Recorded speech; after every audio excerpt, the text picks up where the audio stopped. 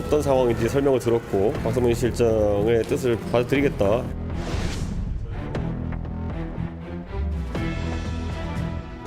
대통령께서는 이런 문제 관여하시지 않는다고 믿고 있고요. 또 그러실 분도 아니십니다.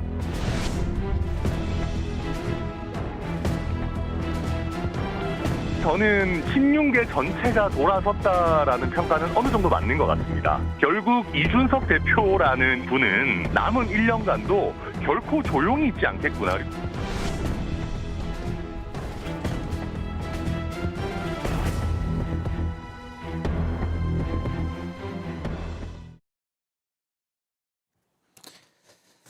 네, 오늘은 뉴스설기 코너 없이 몇 분이 많은 분들이 아쉬워하겠지만 뉴스설기는 오늘은 빠지고요.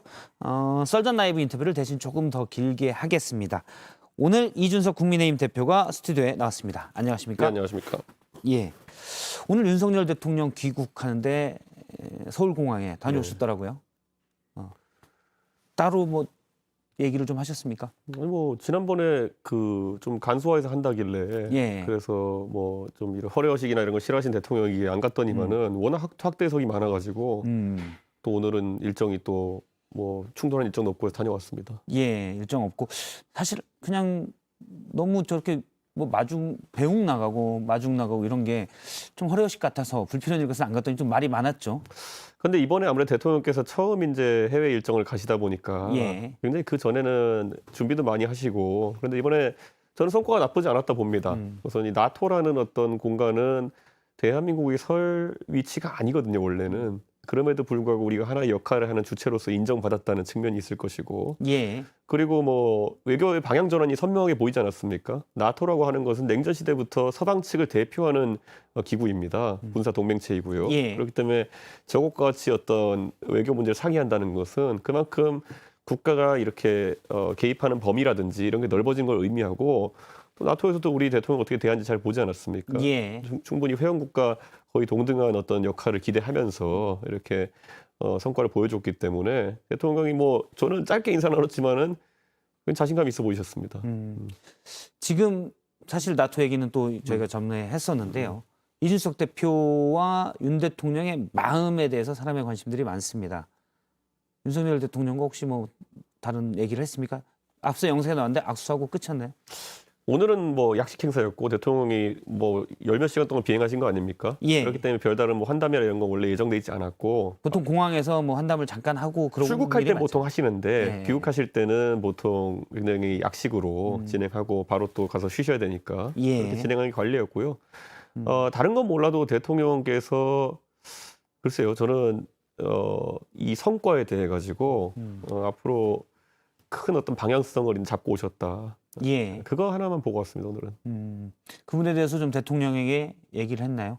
이번에 잘 다녀오신 것 같다. 성과가 좋았다. 이번에 너무 성과가 좋았던 것 같습니다. 그랬더니만은 웃는 표정이 나오신 겁니다. 아. 제가 했던 말이 무엇이냐, 지금 많은 기자분들이 독순수를 하고 계시거든요. 예. 입술을 읽으려고 하시는데 이번에 보니까 정말 성과가 좀 한국에서 보기에도 의미가 있었다라고 말씀드렸고. 앞서 이제 그 사진을 다시 한번 제작진을 보여주시겠습니까? 네. 아까 이준석 대표 앞에서 악수를 하면서 윤석열 대통령이 활짝 웃는 모습. 지금 이준석 대표의 입술망이 잠깐 나오는데 그때 정말 이번에 성과가 좋았습니다라고 네. 얘기했군요. 그렇죠. 그렇게 하고 특히 외교적으로 나토에서 우리가 역할한다는 거는 큰 의미다라는 취지로 말씀드렸고 예.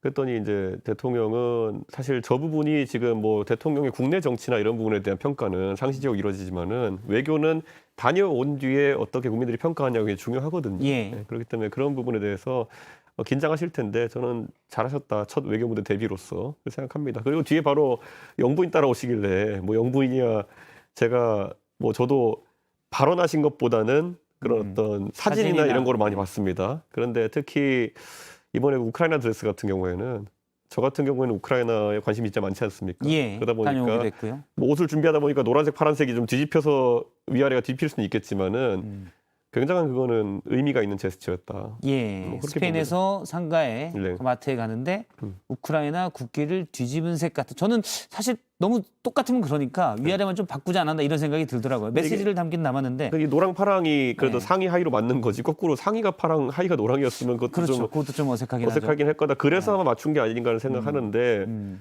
이렇게 봐야 될 것 같습니다. 지금까지 우리가 해외에 어떤 영부인이나 이런 분들이 가가지고 영부인들의 역할이라는 것에 대해서 예. 많은 고민을 할 텐데 그 메시지 저 같은 사람은 이제 사실 외국 생활을 좀 해서 그런지 모르겠지만 옷 하나로 주는 메시지가 크다고 생각하거든요. 근데 그거를 시도한다는 것 자체가 굉장히 큰 변화다. 예. 지금까지 우리 영부인들이 해외 가시면은 의뢰 국민들이 보기에는 뭐 한복을 입고 가신다든지 예. 아니면 또 아주 대통령의 의뢰 빛나기 위해 가지고 수도분하게 차리고 가신다든지 이런 거였는데 출국 때부터 하여튼간 아주 그 의상이 눈에 돋보였는데 예. 앞으로 여기에 의미를 파악해 보는 것도 좀 괜찮을 것 같습니다. 일단 오늘 이준석 대표님은 윤 대통령이 나토 정상회의 가서 참 잘했고 그리고 김건희 여사도 상당히 특히 우크라이나에 대해서 어떤 상징적인 모습을 지지의 모습을 보여준 것은 좋았다라고 평가를 했습니다. 그런데 저희가 이제 윤석열 대통령과 윤석 대표의 마음을 많이 최근에 관심을 받은 건 윤 대통령의 측근으로 분류되는 박성민 전 당대표 비서실장이 네. 원래는 당대표 비서실장인데 어제 사임했죠. 네. 사퇴한 것을 두고 윤심이 떠났다라고 나왔고 이준석 고립 작전이 시작됐다라고 얘기가 됐습니다. 그 전에 박성민 실장을 만나서 얘기를 좀 들었었다고 하는데 어떤 얘기를 하던가요? 박성민 실장은요.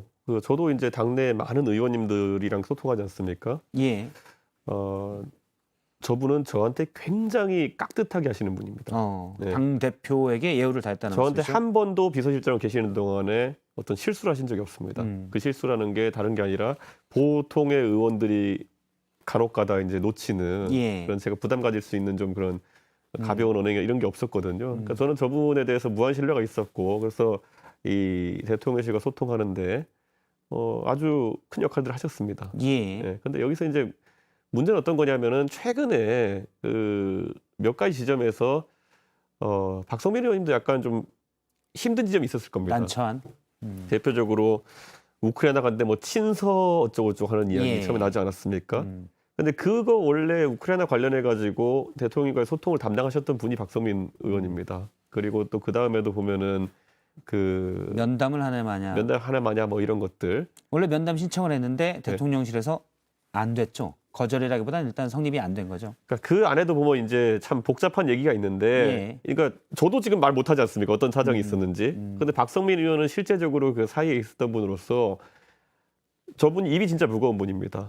그렇기 때문에 지금 아무 말씀도 안 하고 계신 거고 그것은 대통령실의 입장과 그리고 저희 입장을 배려해서 모두 다 그렇게 하시는 거고 저분은 제가 지금까지 봤던 분들 중에 가장 신뢰 가는 분이고 그래서 대통령께서도 저분에 대해 신뢰가 강하시고 그래서 대선 때부터 아주 중책을 많이 맡겨오신 겁니다. 그런데 어쨌든 당대표의 비서실장이 7월 7일 윤리가 예정이 돼 있기 때문에 7월 7일 뭔가를 결정할지 안 할지는 모르겠지만요. 당대표가 세간에서 볼 때는 위기 상황일 때 비서실장이 그만둔다는 건 어떻게 해석해야 될까요? 근데 아무리 본인이 힘들어도. 그러니까 박성민 의원님이 저한테 그렇게 그만두겠다는 이야기를 이제 했을 때 예. 제가 한 0.5초 정도 만감이 이렇게 왔다 갔다 했습니다. 근데 그 안에서 이제 드는 생각은 이분을 성격을 제가 잘 아는데 예. 이분을 제가 그래도 뭐 7월 7일까지는 기다려 주십시오라고 한다든지 아니면 반려한다든지 했을 때 또 제 뜻을 따랐을 겁니다. 아마. 예. 네, 그런 분이에요 성격이. 그런데 책임감이 강하신 분이기 때문에 근데 제가 저분이 주변에서 어떤 뭐 압박이라 해야 될까 이런 걸 받고 있어 너무 잘 알겠더라고요. 예. 그래가지고 그 압박이라는 게 그러면 비서실장 그만두라는 압박도 포함돼 있을 거라고 보십니까? 그게 윤석열 대통령이든 또는 윤석열 대통령의 측근이든. 그런 직접적인 압박보다는 예. 뭐 예를 들어 비서실장으로서 뭐 대표를 잘 모셔라 뭐 이런 얘기를 주변에서 한다는 얘기는 들었어요. 근데 예. 잘 모시라는 게 뭐 못 모셔서 그렇게 얘기하는 게 있습니까? 그 말을 하시는 분들이 원하는 방향으로 대표를 예. 이끌어라라는 건데 그런데 박성민 의원님은 그런 성격은 아닙니다. 저한테 강하게 이야기하시면서 예를 들어 이렇게 하시는 성격은 또 아니에요. 그러면 네. 박성민 비서실장의 사퇴가 박 의원님 본인의 고민 끝에 나온 거라고 보십니까? 아니면 외부의 압박도 있다고 보십니까? 저는 굉장히 고민이 많았을 거라는 생각이 우선 들고요. 뭐 다 아시는 것처럼 대통령께서 이제 출국 중이셨기 때문에 예. 오히려 물리적으로는 대통령과의 소통이 원활한 상황은 아니었을 것이다. 만약에 대통령과의 소통이 원활한 상황에서 그런 판단을 하셨다면은 오히려 그 전이나 그 후겠죠. 그렇기 때문에 저는 그렇게 연기해 생각하고 싶지는 않고 예. 그래도 이제 해석 측면에서 대통령의 의중을 살폈다는 얘기가 나오는 건 뭐 어떻게 할 수 없지 않습니까? 워낙 그렇게 충분히 나올 수 있는 만한 상황이라는 보고 워낙 계신 거죠. 대통령실과 또 이 당대표실 간의 가교 역할을 너무 잘하셨던 분이기 때문에 그래서 뭐 그 해석까지 뭐 제가 뭐 부인하고 이럴 수는 없을 겁니다. 그거는. 예. 예. 알겠습니다. 박성민 실장이 사임하겠다라고 뜻을 이준석 대표에게 얘기한 뒤에 그날 저녁에 페이스북에 쓴 글입니다. 뭘 복잡하게 생각하나 모두 달리면 되지 그들이 갈 수 없는 방향으로 감당할 수 없는 방향. 감당할 수 없는 방향으로라고 했습니다. 일단 여기서 그들은 누굽니까? 원래 제가 SNS에 쓴 글에 대해서는 해석을 잘 안 합니다. 저는 예. 아직까지도 해석은 공식적으로 독자들이- 간장이 뭘 뜻하는지 아무한테도 얘기한 적 없습니다. 예. 해석은 많이 하시던데. 예. 근데 그건 제가 SNS에 짧게 올릴 때는 그만큼 저도 생각의 여지를 크게 두고 있는 겁니다. 근데 예. 그들이라고 하는 게 무슨 뭐 사람을 지목하거나 이랬다기보다는 지금 시점에서 제가 하려고 했던 제가 오죽하면 자기 정치라는 역설적 표현을 썼겠습니까? 예. 제가 지난 1년 동안 당대표 하면서 저한테는 선거 승리를 해라라는 그런 어떤 압박이 굉장히 많이 주어졌죠. 자, 그럼 선거 승리를 위해서 제가 달린다 그러면은 예. 승리를 위해서는 여러 가지 행동을 해야 되는 겁니다. 예를 들어 선거 때 보면은 뭐 윤석열 후보와 생각하는 방향이 달라가지고 그럼 내가 선대위에 사퇴하겠다라고 예. 하는 이런 것들. 제가 그거를 치기 어린 가벼운 행동을 했다고 생각하면은 정치를 상당히 가볍게 보시는 겁니다. 그때 저는 굉장히 기로에 서 있었다 봤던 것이고 예. 이 상황에서 우리가 선거운동의 방식을 바꾸지 않으면은 어차피 진다. 그러니까 승리라는 지상 과제를 향해서 나아가는 상황 속에서는 제가 모든 방법인 다 하는 겁니다. 예. 그리고 그렇게 할 때는 이렇게 했을 때 방향 전환만 있으면은 60일 정도 남은 선거 기간 동안에 무조건 이길 수 있겠다는 확신이 있었고 실제로 이겼죠. 아무리 격차가 좁다 예. 하더라도 급격하게 다시 상승세를 보이면서 지금도 저한테는 제가 자기 정치라 표현하지만은 저는 제가 당대표 될 때요. 물론 대선과 지선이 있는 걸 알고 있었지만은 선거만 하려고 제가 당대표 나온 건 아닙니다. 그리고 제가 생각하는 당의 개혁 방향이라든지 예. 이런 것들을 영속화해서 이제 남겨야 되는 것이고 그래서 그런 걸 이제 할 때가 됐다. 네, 그런 것인데 잠시금 선대위 시절을 얘기하셔서 아마 1월 초로 기억을 하는데요. 네. 1월 초에 선대위원장직을 그만둔다. 당시 김종인 위원장이 물러난 뒤였습니다. 네. 그때 이제 이준석 대표가 물러나냐 안 물러냐로 관심이 많았는데 당시 어떻게 보면 벼랑 끝 전술 비슷했잖아요. 내가 원하는 방식으로 하지 않으면 물러나겠다 이렇게 됐었거든요. 근데 지금 말씀은 그게 그러니까 원하는 방식이란 건 뭐 이기는 방식인 그게 약간 거죠? 다르다니까요. 그러니까 예. 그건 협박이죠. 그러니까 내가 하라는 대로 안 하면 물러나겠다가 예. 아니라 나는 물러난다. 네. 물러났어요. 예. 그 당신들 하고 싶은 대로 해봐라. 그렇죠. 그랬더니 갖다 박았죠. 음. 그 다음에 그때 제가 아침 다시 출근길에 나왔었죠. 윤석열 당시 후보가. 그러니까 매번 이게 반복되는 게 뭐냐면요. 이준석 나가라 한 다음에 저는 내 말 안 들으면 나간다는 말 한 적이 없어요. 한 번도. 예. 그러니까 그럼 나갈게였어요. 예. 처음에 울산 간다 그럴 때도 보면은 그럼 내가 빠져줄게. 예. 근데 그때는 뭐 선대위나 이런 게 있을 것도 아니고 대선 기간 중이니까. 근데 그때 사실은 지지율도 많이 떨어졌을 거예요. 1월 초에. 그런데 지금 말씀은 그때 어차피 낡은 방식으로 하면 선거에 질 가능성이 크기 때문에 이 방향으로 가야 어떻게 보면 혁신을 해서 이 방향으로 가야 되는데 그래서 이게 후보가 이기기 위한 유일한 방법이다라고 생각해서 하셨다는 말씀이신 거죠? 그러니까 지금도 보면 똑같아요. 그러니까 그때 그 일에 대해 가지고 많은 사람들이 평가를 하죠. 예. 그것 때문에 0.7% 차이로 적게 이겼다라고 주장하는 분들이 저를 분들도 싫어하는 있고. 거고 예. 그거 아니었으면 졌다고 생각한 분들이 저를 좋아하는 거예요. 예. 그러니까 그 아주 극명한 대비가 있는 상황 속에서 지금도 이제 정권 초기에 만약에 우리 당이나 우리 대통령 지지율이라는 게 약간 부침을 겪으면은 예. 지금도 똑같은 얘기 또 하는 겁니다. 이준석과의 갈등 때문에 지지율이 떨어지고 이준석 있다. 때문에 떨어졌다냐 아니면 이준석을 쫓아내려고 해서 떨어졌다니 또 똑같은 겁니다. 이거는. 그런데 저는요 제가 이거 지금 우리가 한 2번 해봤으면 3번째 또 해야 되냐 이런 거거든요. 예. 예. 근데 뭐 전혀 저는 아까 말했잖아요. 저 2번째 때도 그럼 내가 빠질게. 그러면 알아서 해봐라 이렇게 했던 거 아닙니까? 예. 그러면 당면한 얘기입니다. 네. 7월 7일 날 윤리위원회가 있고 그날 징계를 결정할지 소명을 듣고 다음에 또 결정할지 모르겠지만 또는 징계를 안 할 수도 있고요. 어떤 결과가 나올 것으로 예상하십니까? 저는 예상도 지금 할 수가 없는 게 예. 지금 예를 들어 윤리위에 올라와 있는 건이 보면 징계 절차 개시라고 한 건이 예. 결국에는 지금 뭐 언론에 보면 뭐 성상납이 성접대니 막 이렇게 막 무슨 사실관계 다투는 얘기가 오가고 예. 있고 그 뒤에 뭐 증거인멸이라고 해서 또 제가 뭐 교사했느냐 안 했느냐 이런 거잖아요. 자 그러면은 저한테 윤리위가 건 거는 그런 어떤 성상납 성접대 의혹을 인멸하기 위해서 누군가의 교사를 했다는 의혹입니다. 예.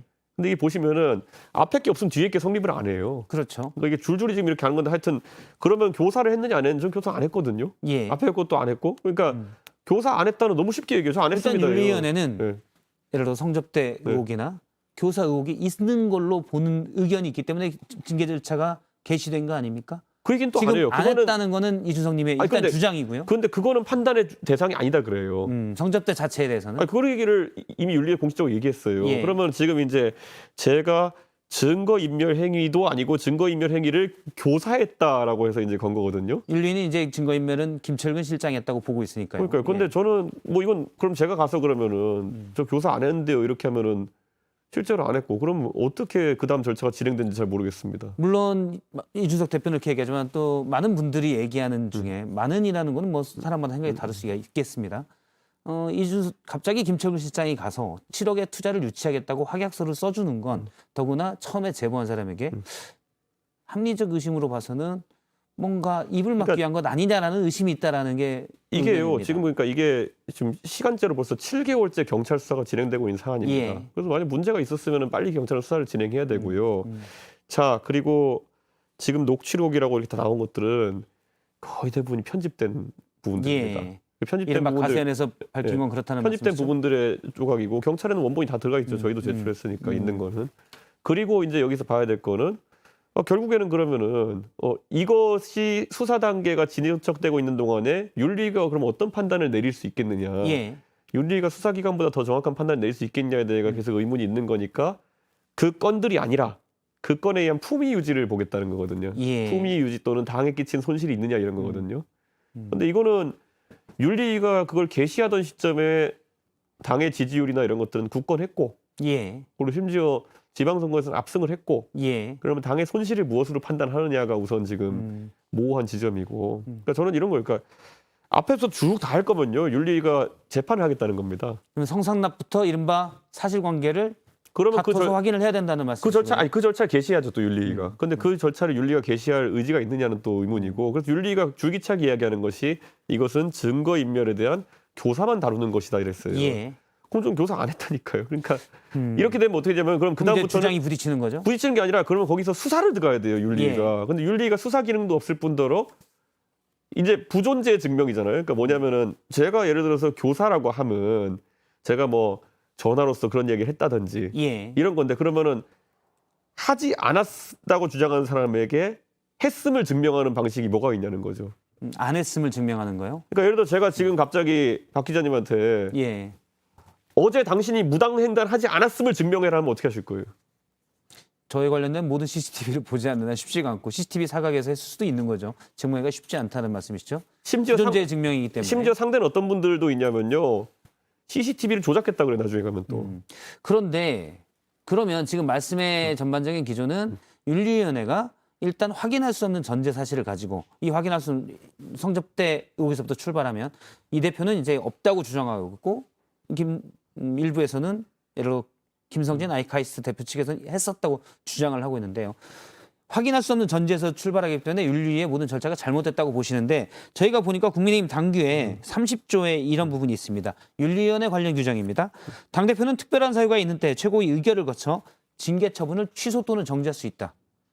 어떤 징계가 나오면 저렇게 할 용의도 있습니까? 저거 말고요. 윤리를 해체할 수 있는 권한도 있어요. 아 그래요? 네. 근데 제가 만약에 진짜 이런 게 뭐 선을 넘다 생각했으면 이미 그렇게 했겠죠. 저는 그거 다 지켜볼 겁니다. 다 지켜볼 거고. 만약에 경고 이상의 아니 예를 들어 다운권 정지 이상의 징계가 뭔가 나오면 내리려면 어떻게 거기에 대한 설명을 윤리가 해야 되는 거 아니겠습니까? 윤리는 어떻게든 설명을 하겠죠. 만약에 징계를 한다면. 타당한지 봐야겠죠. 그거를 뭐 타당한 얘기 예를 들어서 본인들이 제시할 수 있는 자료가 있어가지고 예. 그렇게 한다든지. 근데 제가 여기서 이제 많은 사람들이 저한테 왜 이런 거에 대해서 막 논쟁을 세게 안 하냐 그러는데 예. 제가 그렇게 하는 순간 제가 이거 논리적으로 얘기 못 하겠습니까만은 또 그러면 그걸 갖고 무슨 법꾸라지 같이 나온다는 이렇게 할 사람들이 있어요. 예. 그래서 저는 어차피 수사기관이 수사 진척 중인 사안에 대해 가지고 수사기관에서 나중에 결론 나면 그거 끝입니다. 그게 최종 판단이지. 예. 예를 들어 윤리가 어떤 판단했다. 근데 수사기관에서 그것과 상반된 판단 내놨다. 그게 정치적으로 가장 위험한 상황인 겁니다. 알겠습니다. 앞서 그런데 이제 지난 선대위 시절 때 하지 말라고 그래서 내가 그냥 내려놓겠다 해서 안 했다고 그런 말씀을 아까 중반에 좀 많이 해서 제가 이준석 대표가 좀 생각이 바뀌었나 어떤 거? 라는 생각이 들더라고요. 어떤 거? 제가 알기로는 이준석 대표가 뭐 윤리 결과와 상관없이 그냥 고로 알고 있었는데 네. 앞서 이제 얘기하신 부분 중에 지난 1월 아니, 예를 그런- 들면서 그런 의미 그때 아니고 하지 말라고 하면 난 안 했다 이런 아니 말씀을 그 하셔가지고 선대위에서는 어차피 제가 대통령 후보가 선대위에서 제 역할은 정하는 거 아니겠습니까? 예. 그러니까 제가 뭐 넌 당대표일만 하고 너는 선대위를 하지 않는 게 좋겠다라는 생각이 만약 진짜 후보 생각이었다면은 그래도 되는 것이고 저는 지금 당대표로서 당원들의 권한을 위임받은 사람입니다. 예. 그럼 제 일은 해야죠 이거는. 그거는 그것과는 전혀 다른 상황입니다. 그럼 윤리 결정이 납득할 수 없다면 받아들이지 않겠다로 해석해도 되겠습니까? 전제가 또 그거잖아요. 납득할 수 없다면이잖아요. 예. 납득을 못한다는 것 자체가 받아들이지 않겠다는 거니까. 그거는 어떤 판단이 나오냐, 어떤 논거를 가지고 그런 판단을 내리느냐. 예. 그거에 따라 다른 거죠. 알겠습니다. 국민의힘 이준석 대표 얘기 나누는데요. 나중에 또 한번 모시도록 하겠습니다. 벌써 시간이 다 바쁘시지만. 갔나요? 예, 네. 벌써 다 갔네요. 네. 네, 이준석 대표였습니다. 고맙습니다.